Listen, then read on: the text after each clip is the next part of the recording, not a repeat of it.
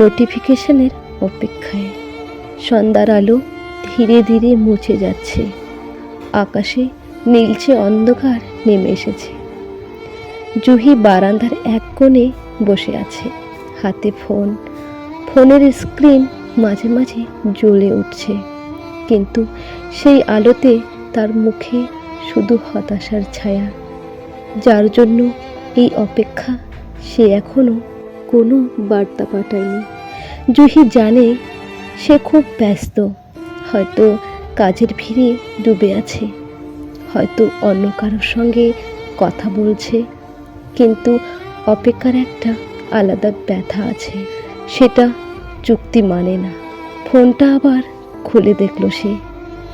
আগের সেই কথোপকথনগুলো, হাসি, অভিমান, ছোট ছোট ইমোজি, আর হঠাৎ করে লেখা, তুমি আছো তো। আজ যেন সব কিছু থেমে গেছে। জুহি মনে মনে অনেক কথা বলে, একটা বার্তা দিলেই তো হয়, কিন্তু সে কথাগুলো আর পাঠানো হয় না। তার বুকের ভেতরে জমে থাকা শব্দগুলো যেন পঞ্জীভূত হয়ে একটা অদৃশ্য যন্ত্রণা হয়ে আছে। হঠাৎ ফোনটা একটু কেঁপে উঠল। জুহি দ্রুত স্ক্রিনের দিকে তাকালো, কিন্তু ফোনে যে নোটিফিকেশনটা এসেছিল সেটা তার নয়, একটা সাধারণ অ্যাপের বিজ্ঞাপন। জুহি ধীরে ধীরে ফোনটা নামিয়ে রাখলো। বুকের ভিতরে একটা অদ্ভুত শূন্যতা তৈরি হলো। মনে হলো যেন কেউ খুব কাছে থেকেও হঠাৎ অনেক দূরে চলে গেছে।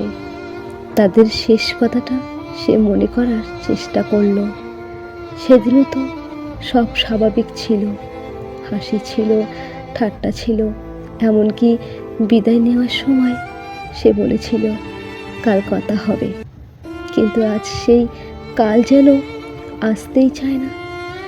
জুহি বারান্দা থেকে আকাশের দিকে তাকালো। একটা তারা ঝলসে উঠল দূরে কোথাও। মনে হলো হয়তো মানুষ কখনো কখনো এত কাছাকাছি থেকেও অদ্ভুতভাবে দূরে সরে যায়, কোনো শব্দ ছাড়াই। হয়তো সে কিছু বলতে চেয়েছিল কিন্তু বলেনি।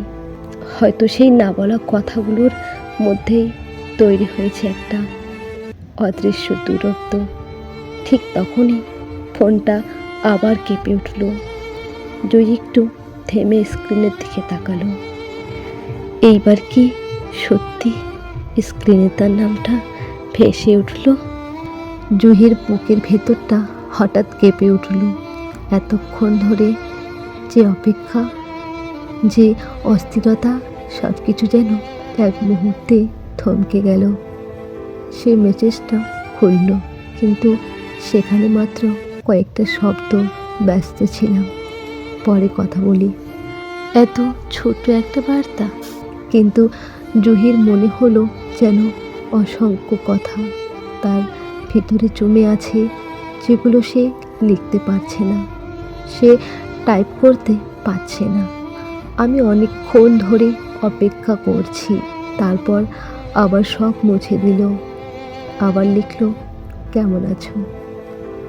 আবার থেমে গেল, কারণ কখনো কখনো সবচেয়ে বড় কথাগুলি সবচেয়ে কঠিন হয়ে যায়। জয়ী ফোনটা হাতে নিয়েই বসে রইল। স্ক্রিনে ছোট্ট একটা সবুজ আলো জ্বলছে, আর সেই আলোর দিকে তাকিয়ে সে ভাবছে, এই গল্পটা আসলে কোথায় গিয়ে শেষ হবে, নাকি এই অপেক্ষার গল্পের শেষটাই কোনো দিন লেখা হবে না।